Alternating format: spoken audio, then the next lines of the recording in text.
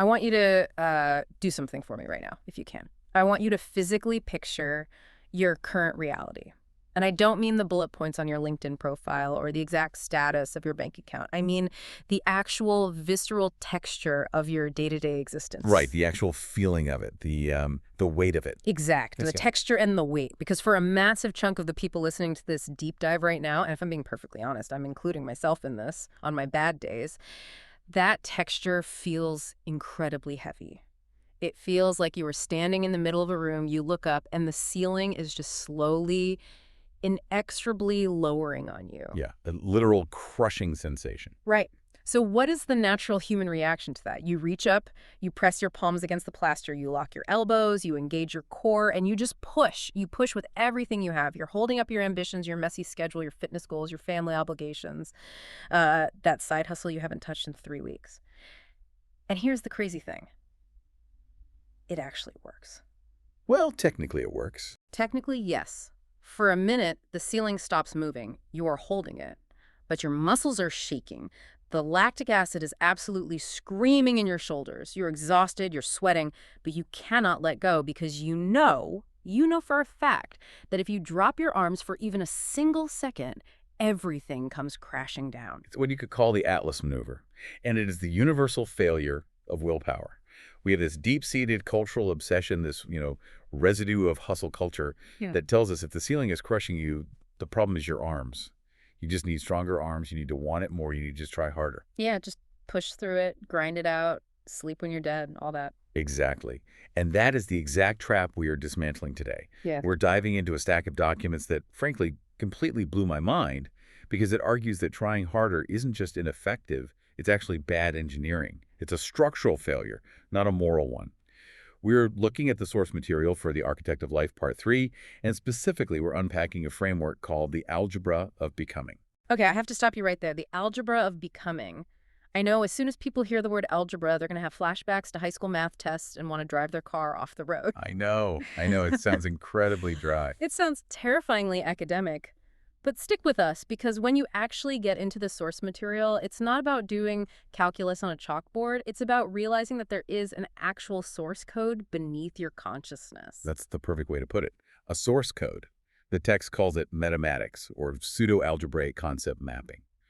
But if you strip away all that dense jargon, what it's saying is really profound. It's saying there is a math to how a human being transforms from being stuck to being free. And if you don't understand the equation, you are just going to keep standing there holding up the ceiling until you eventually collapse. I love that setup. It feels like we're about to do a vibe check that is one part Alan Watts' philosophical inquiry, what is the nature of the self, and then one part Joe Rogan tactical deconstruction. We are looking at the literal mechanics, the actual physics of how you change your life. And the text is very specific about that word, physics. It treats personal transformation as a literal physics problem. It asks a very simple but very dangerous question. If transformation has patterns, what is the math beneath those patterns? So here's our mission for this deep dive. We are going to unpack chapters A through D of this material.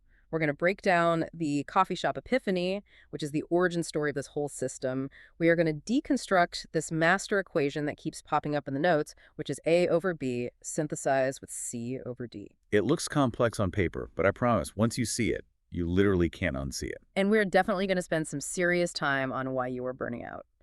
The text calls it a representation mode error, and honestly, that section chapter B is worth the price of admission alone. That section changed how I structure my entire morning routine. Just the idea that we are using the wrong fuel for the wrong engine is the primary reason we're all so deeply tired. Precisely. And we'll finish up with the operational side of things, the 11-step operational flow, and specifically how to build a physical container for your life so you never have to use willpower again. But let's not get ahead of ourselves. Let's start exactly where the text starts. Chapter A, the coffee shop epiphany. Because this didn't start in a sterile laboratory with guys in white coats, did it? No, and honestly, that's why I trust it so much. It's grounded in the messiness of real, everyday life. The source material describes the traveler, who is essentially the protagonist of this entire framework, sitting in a loud, crowded coffee shop. Yeah. and they are completely, utterly overwhelmed. I think we've all been there. The laptop is open, the coffee's getting cold, you have 17 different tabs open, and you're just staring at the screen with that blank, glazing over look. It's the exact feeling of being trapped in a maze. The text makes this really great distinction here. When you are inside the maze, all you can see are walls. You turn left, you hit a wall. You turn right, you hit another wall. You can't see the exit because your perspective is completely trapped on the ground floor. The traveler realizes, I don't need to run faster. Running faster just makes me hit the brick walls harder. I need a view from above the maze. They needed a drone shot of their own life. Exactly. They needed a framework to see the system from the outside. So in this moment of sheer desperation, they grab a napkin. It's the classic napkin scribbling moment. And they ask that foundational question, what is the math beneath these patterns? And they write down an equation. Okay, let's visualize this for everyone listening. If you're driving or walking the dog, picture this in your mind's eye. We have a fraction, a over b, then a symbol in the middle, a plus sign inside of a circle, and then another fraction, c over d. Right, a divided by b, circle plus c divided by d. Let's break it down, variable by variable so we don't lose anyone. Let's start with that first fraction, a over b. What exactly is a? A is the numerator, the top part of the fraction. The text calls this the iterator. Iterator. Okay, that sounds like a computer science term. Define that for me in plain English. What is an iterator? Think of the iterator as the content, the fuel, the what of the situation. It is the raw force that you, the human being, bring to the table. It represents pure potential energy. So give me some concrete examples. What counts as an iterator in my actual daily life? Your raw desire to write a novel, that is an iterator. Your natural talent for sales or negotiation, iterator. The physical buzzing energy you feel after a double espresso when you're ready to just run through a brick wall, that's an iterator. It is the engine revving. It's the vocal cords vibrating in your throat. It is the raw stuff of doing. Okay, so it's the drive, it's the impulse. I feel like I have a lot of that, you know? I have a million ideas. I have bursts of energy. So I'd say I have a high A. Most people listening to this probably have a high A. We live in a society that absolutely worships the iterator. We're constantly told to follow your passion or unleash your creativity or find your drive. But, and I think you see where this is going, an engine revving doesn't actually mean the car is moving. Right. You can sit in your driveway and rev an engine in neutral until the thing catches fire and explodes. It doesn't mean you've gone anywhere down the road. Bingo. And this brings us to the denominator, the bottom part of that fraction. B, this is the delineator. The delineator. Okay, I'm tracking. Think context. Think filter. Think container. If the iterator is the water, the delineator is the cup holding it.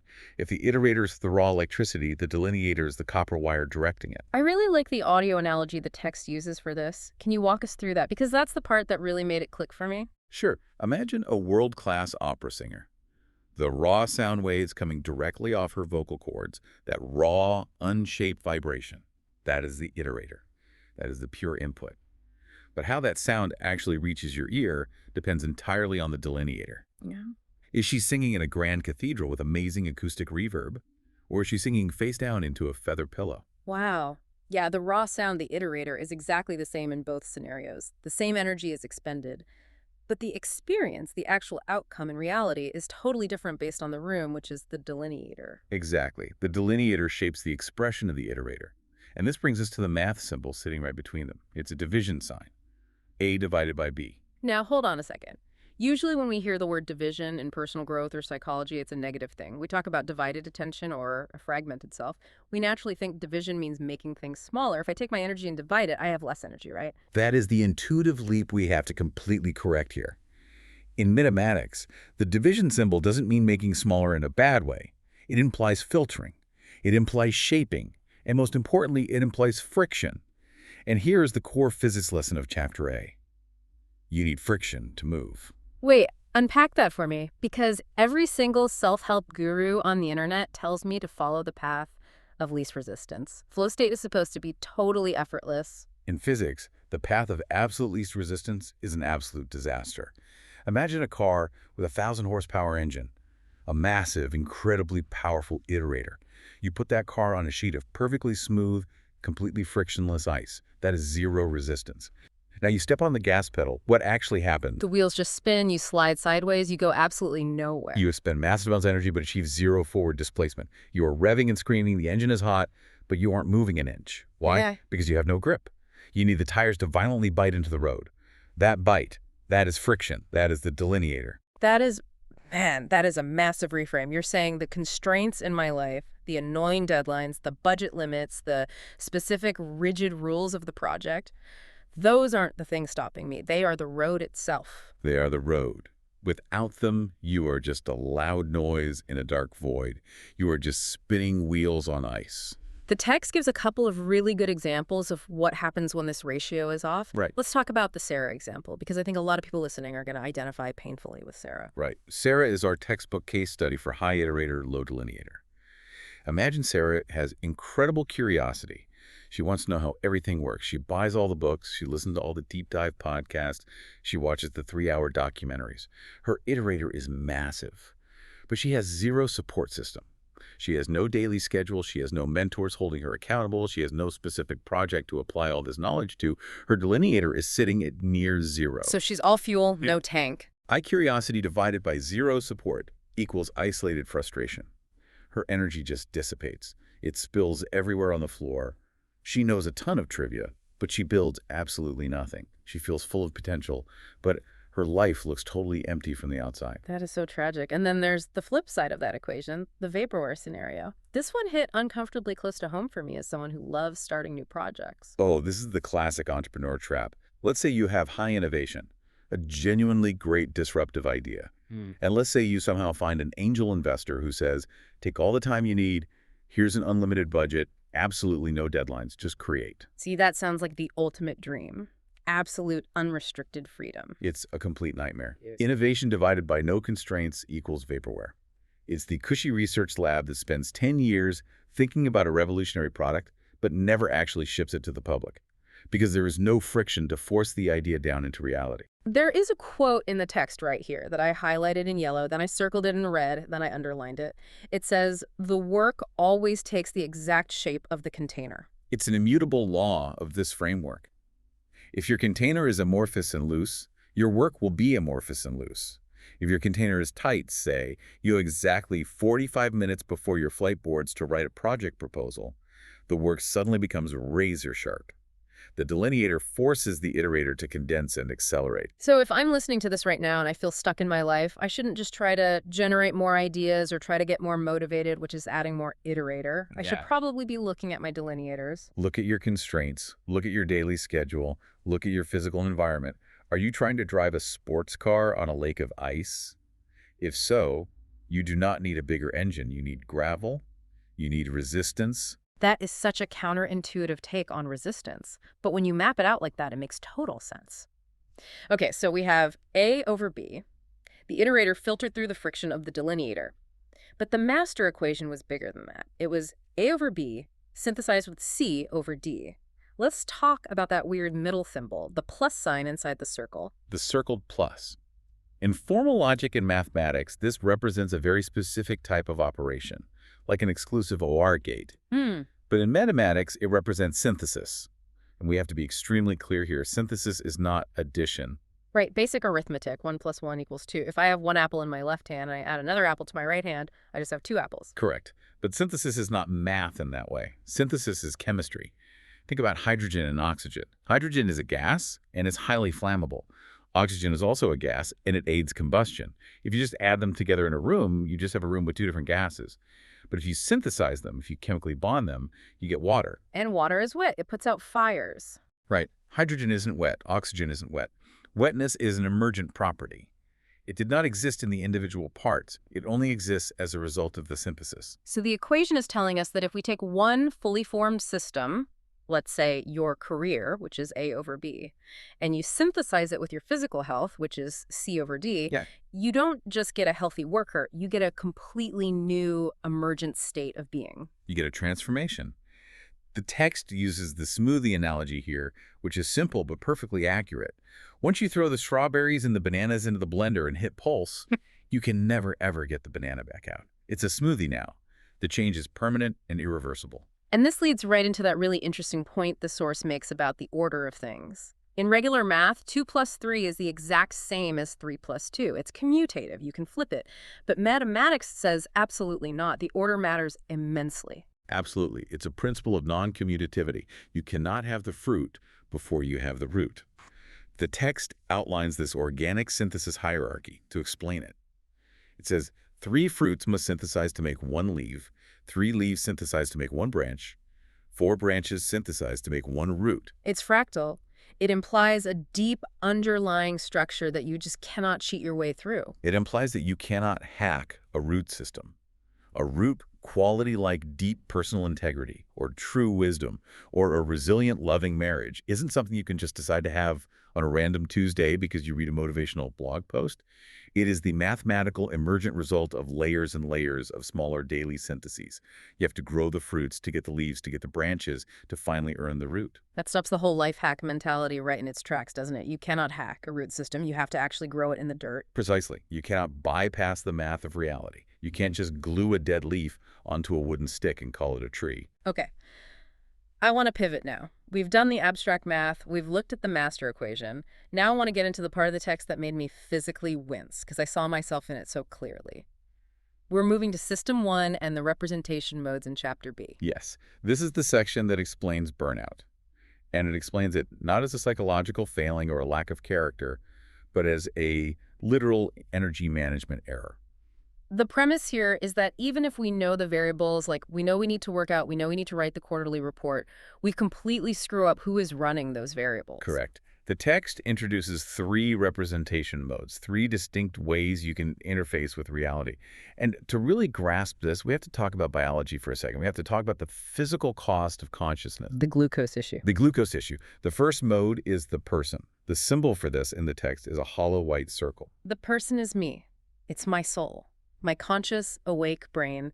It's who I am when I'm looking at a beautiful sunset or playing with my dog. It's your prefrontal cortex. It's the part of you that feels deep love, inspiration, empathy, and intense presence. It's the you that is listening to this deep dive right now, nodding along and making connections.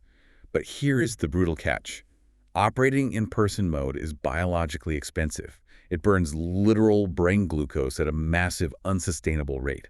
This is that exact feeling when you've had a day full of hard meetings and complex, nuanced decisions, and by 6 p.m. you literally cannot decide what to eat for dinner. You just stand there staring into the fridge like a zombie. That is severe decision fatigue.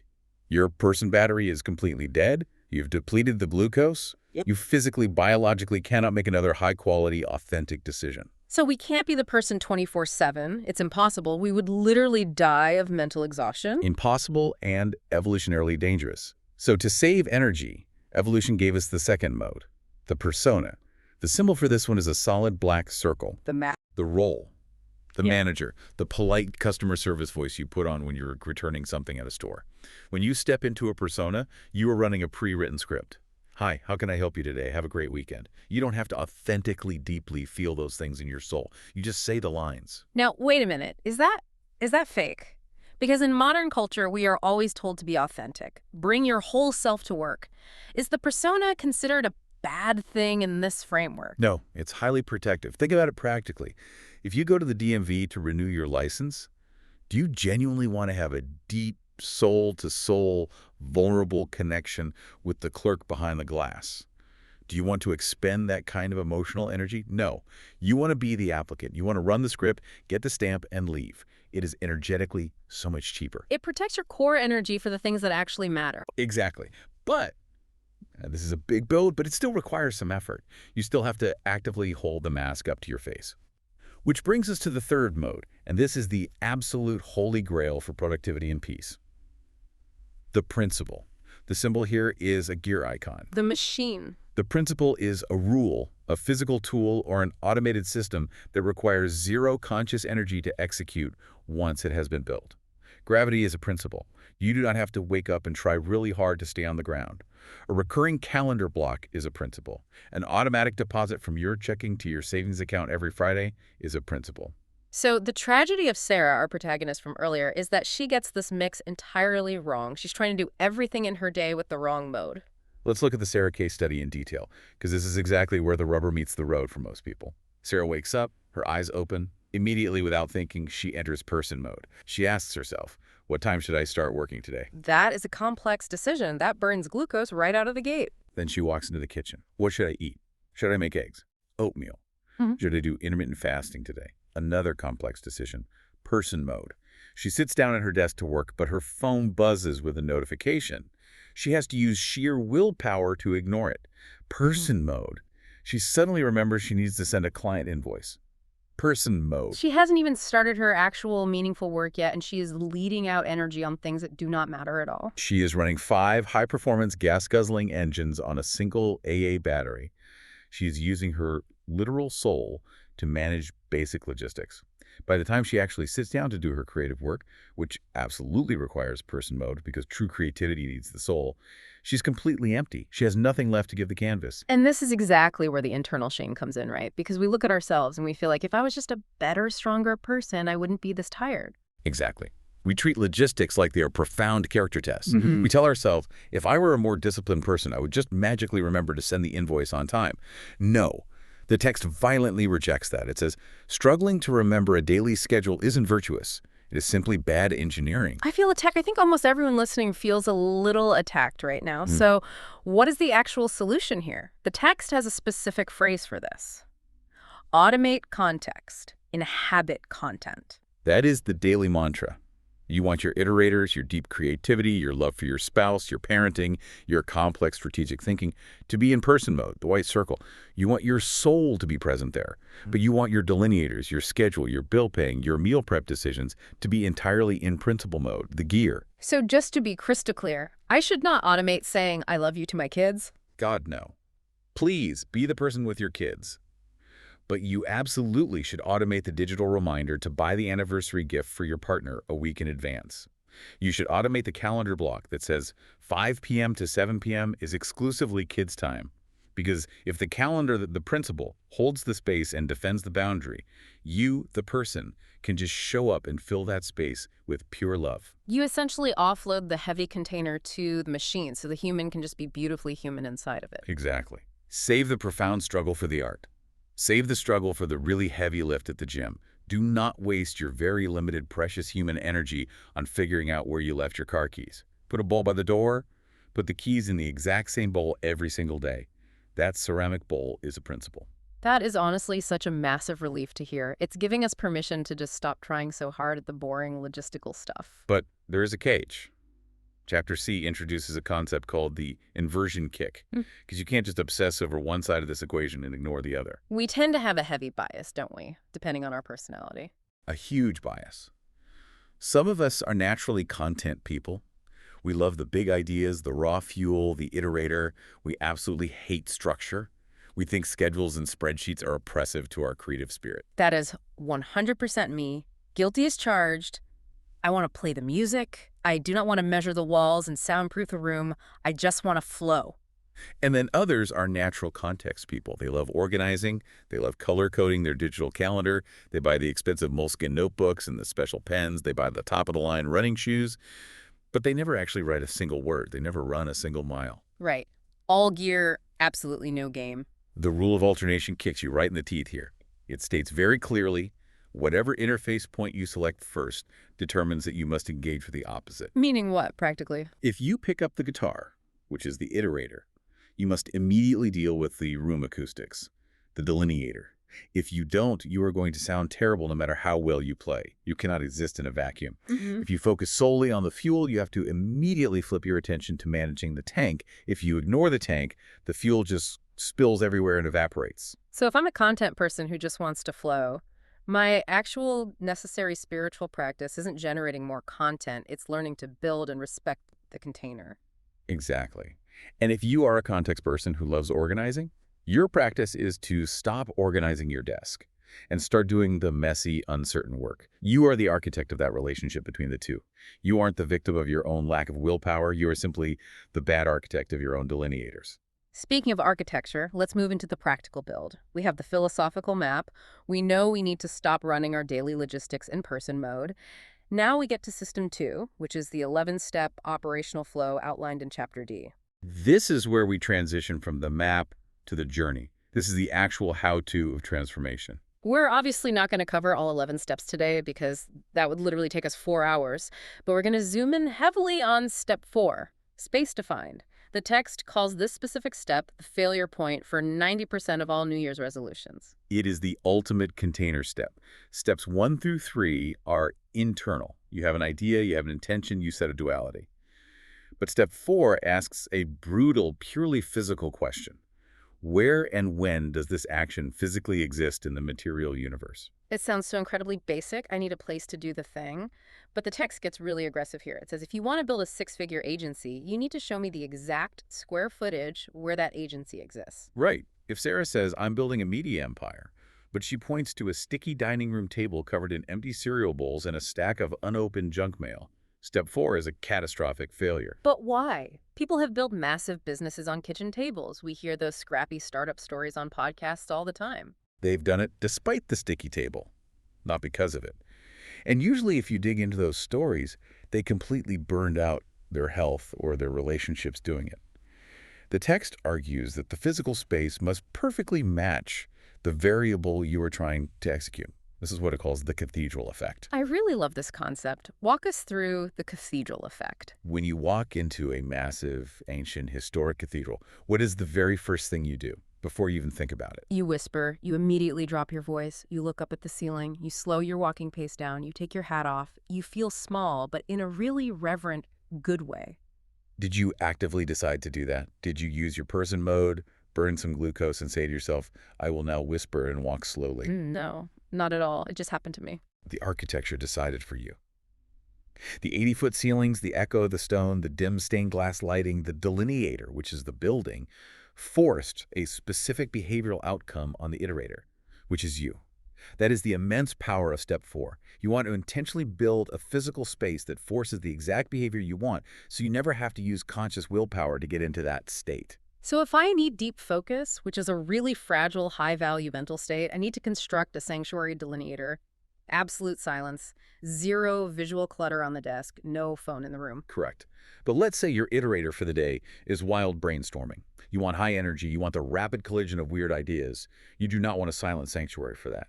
You want a bustling delineator, a loud coffee shop, a room covered in chaotic whiteboards. If you try to do deep focus in a live coffee shop or wild brainstorming in a silent, sterile library, the container actually breaks the content. So space-defined isn't just about picking a room in your house. It's about meticulously curating the sensory inputs of that specific square footage to act as a literal machine that drives your behavior. It's making the room itself a principle.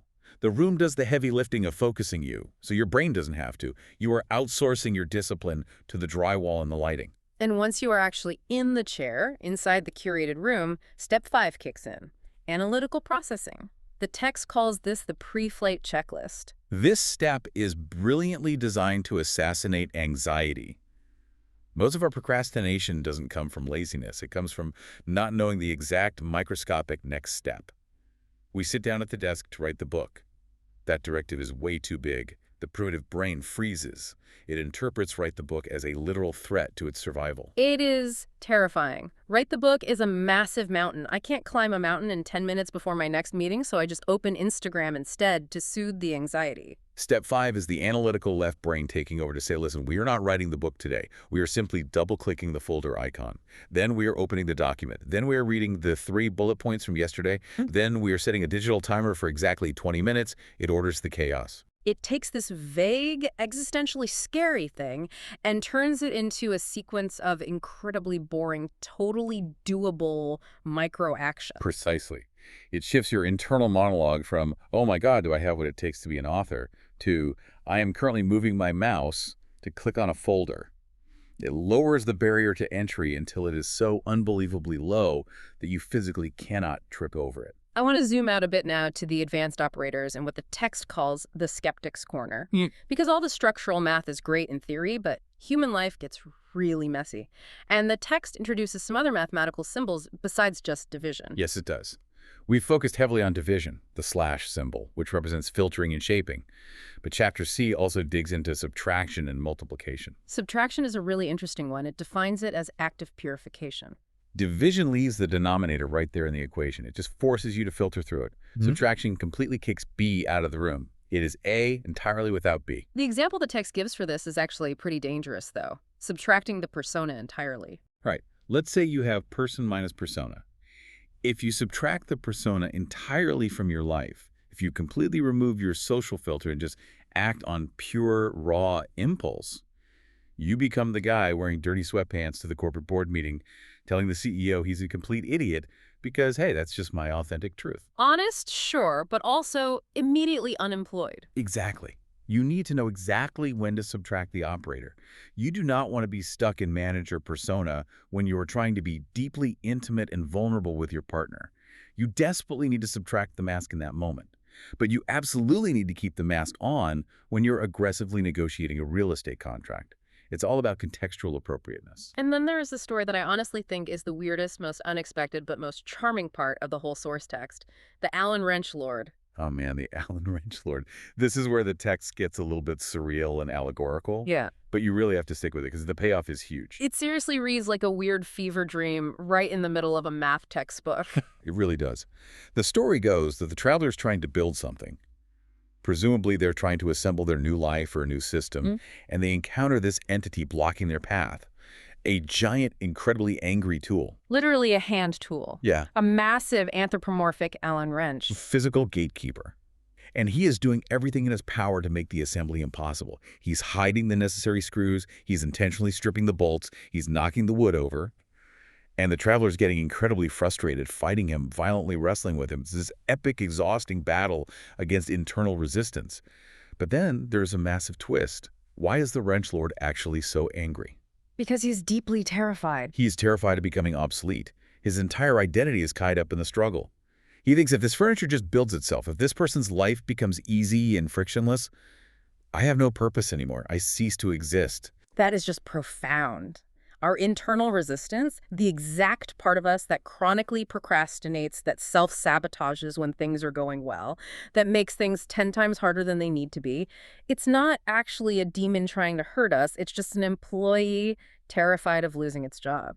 It is trying to protect us in the only clumsy way it knows how, by aggressively controlling the process. It fears that if we actually succeed and become free, we won't need its protection anymore. The traveler suddenly realizes this and completely stops fighting him.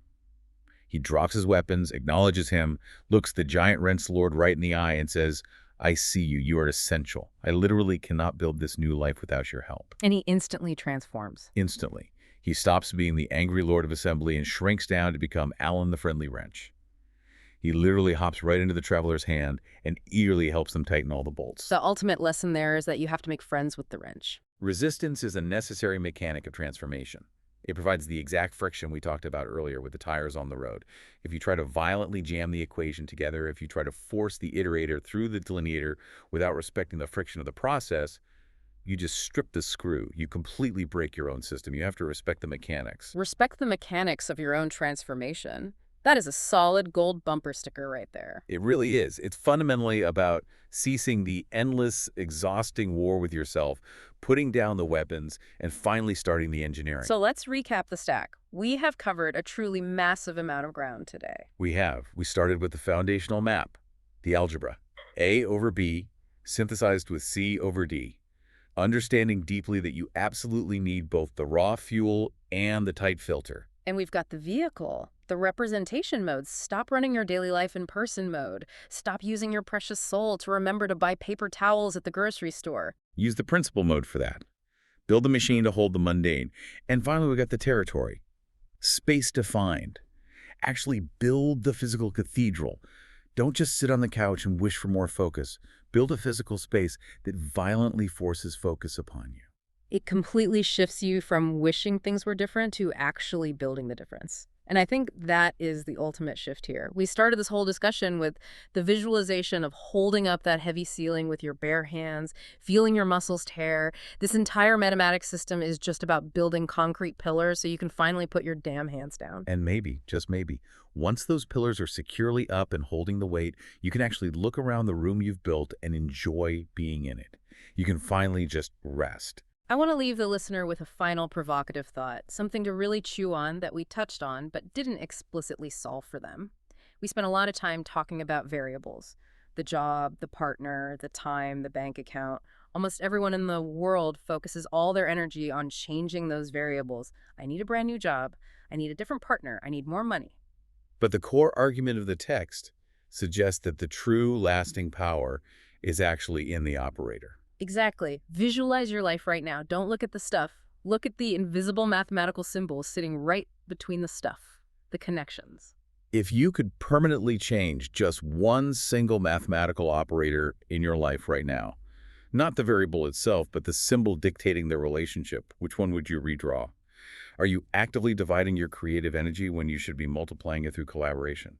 Are you endlessly adding more clutter to your schedule when you should be ruthlessly subtracting it? Are you in a division relationship with your business partner where you are constantly filtering, constraining, and shrinking each other down? Or do you have a multiplication relationship where you hit a synergy that amplifies both of you exponentially? That is the ultimate question in the algebra of becoming. Changing the symbol literally changes the reality, even if the physical variables stay exactly the same. 3 minus 2 is 1, 3 times 2 is 6. Exact same numbers on the board, totally different symbol, entirely different world. It was an absolute pleasure unpacking this source code with you today. My brain is completely full in the best way possible. Always a profound joy to sit down and try to calculate the incalculable with you. Now go out there and calculate something for yourself. We will see you next time on The Deep Dive.